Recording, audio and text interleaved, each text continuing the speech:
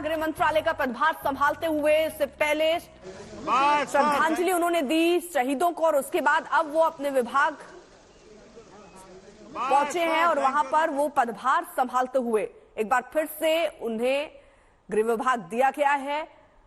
काफी करीबी प्रधानमंत्री नरेंद्र मोदी के रणनीतिकार के तौर पर जाने जाते हैं। अमित शाह पार्टी के लिए बुनियादी चीजें कैसे मजबूत हो उन पर भी फोकस रहा है, लेकिन अब बीजेपी का फोकस इस बात पर कि आगे एजेंडा क्या रहने वाला है। 100 दिनों का एक्शन प्लान तैयार है, बैठकों का दौर चलता रहा। अब आज क्योंकि देखिए विभाग बंटवारा हो गया, उसके बाद से अब पदभार संभालने का आज का ये पूरा कार्यक्रम सुबह से ही, चाहे वो अश्विनी वैष्णव हो, धर्मेंद्र प्रधान अब से थोड़ी देर में आएंगे, जेपी नड्डा स्वास्थ्य मंत्रालय संभालते हुए। दो तस्वीरें हम आपको इस बीच दिखा दें। अमित शाह गृह मंत्री अपना पदभार संभालने के लिए पहुंचे। जेपी नड्डा जिन्हें स्वास्थ्य मंत्री बनाया गया है, अध्यक्ष पद पर थे, उनका कार्यकाल समाप्त भी हो रहा था और ऐसे में एक बार फिर से स्वास्थ्य मंत्री बनाए गए हैं जेपी नड्डा। ये तस्वीर हम आपको दिखा रहे हैं। तो मोदी 3.0 का आगाज, नई पारी के लिए तैयारियां पूरी। अपने अपने मंत्रालयों, अपने अपने विभागों की जिम्मेदारी संभालने के लिए फिलहाल पहुंच रहे हैं नेतागण। हिमांशु हमारे साथ हमारे सहयोगी और जानकारी के साथ जुड़ चुके हैं। हिमांशु, एक के बाद एक विभागों के बंटवारे में देरी जरूर हुई, लेकिन फिलहाल पदभार ग्रहण करने के लिए जो नेता हैं वो पहुंचते हुए नजर आ रहे हैं। देखिए, तमाम जो मंत्री बनाए गए प्रधानमंत्री नरेंद्र मोदी की कैबिनेट 3 के अंदर सब आज पदभार ले रहे हैं और कल कैबिनेट की बैठक थी और शपथ ग्रहण के बाद उस कैबिनेट की बैठक में जो है सभी मंत्रियों को बता दिया गया था कि उनको कौन से विभाग की जो है जिम्मेदारी दी जा रही है और कौन उनके साथ जो है सबॉर्डिनेट के तौर पे काम करेगा, यानी कि राज्य मंत्री के तौर पर उनके साथ रहेगा। प्रधानमंत्री नरेंद्र मोदी ने कल कैबिनेट के अंदर सबको साफ कह दिया था कि आपको अपने सबॉर्डिनेट जो राज्य मंत्री हैं उनको भी काम देना होगा, उनको भी आपको हर फैसले में जो है सम्मिलित करना होगा और साथ ही साथ जो है आपको मीडिया पे बयानबाजी नहीं देनी होगी, सबको साथ लेकर चलना होगा। और अगर आप आज देखेंगे तो तमाम जो केंद्रीय मंत्री हैं वो सब अपना अपना जो है पदभार ग्रहण कर रहे हैं, चाहे वो गृह मंत्री अमित शाह हो, किरण रिजिजू हो या मनसुख मंडाविया हो, शिवराज सिंह चौहान हो कृषि मंत्रालय के तौर पर, गिरिराज सिंह हो, नितिन गडकरी जो है वो कल जो है वो अपना मंत्रालय का पदभार लेंगे।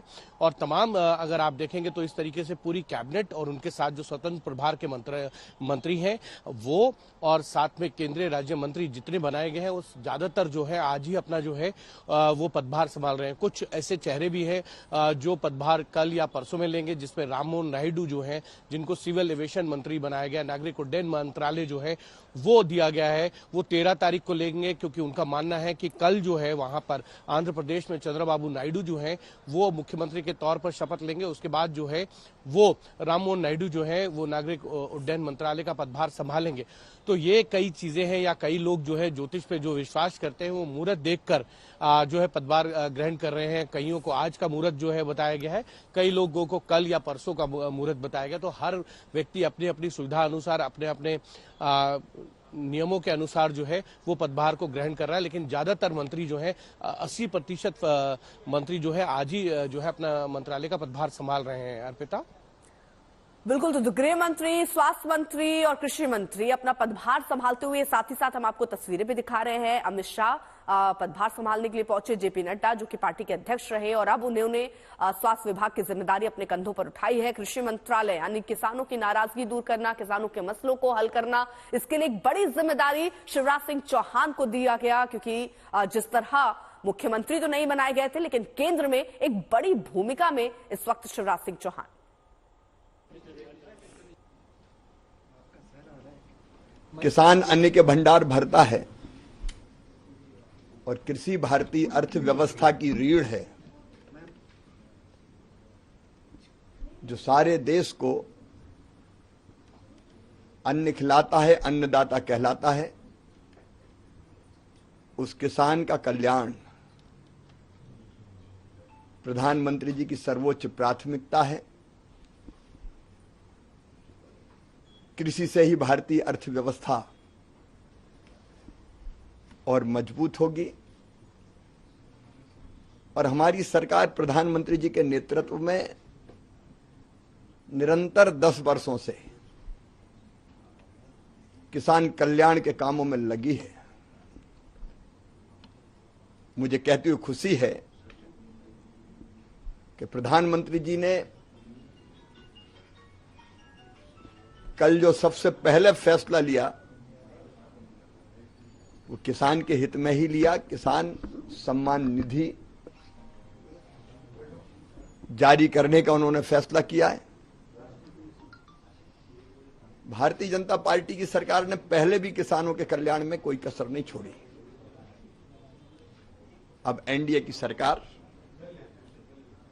इन कामों को और तेजी से प्रधानमंत्री जी के नेतृत्व में आगे बढ़ाएगी। प्रधानमंत्री जी का संकल्प है किसानों की आय दुगनी करने का, उसके लिए निरंतर काम हो रहा है। उसमें और भी तेजी से हम सब मिलकर काम करेंगे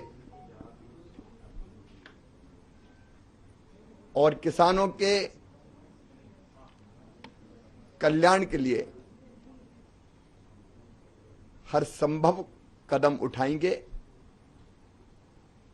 राजनीति में हम अपने देश की सेवा के लिए हैं, जनता की सेवा के लिए हैं। किसानों की सेवा, जनता की सेवा हमारे लिए भगवान की पूजा है। मैं स्वयं, मेरे साथ पूरी टीम, मेरे मंत्रीगण यहां पे हैं, एक टीम के रूप में अधिकारियों के साथ मिलकर हम काम करेंगे। परिश्रम की पराकाष्ठा और प्रयत्नों की परिसीमा करेंगे। उधर गिरिराज सिंह ने भी पदभार संभाला, भूपेंद्र यादव ने भी अपना पदभार संभाला और क्या कहा उन्होंने वो भी आपको सुनवाते हैं। देश के अंदर में टेक्सटाइल सेक्टर एक ऐसा सेक्टर है जहां सबसे ज्यादा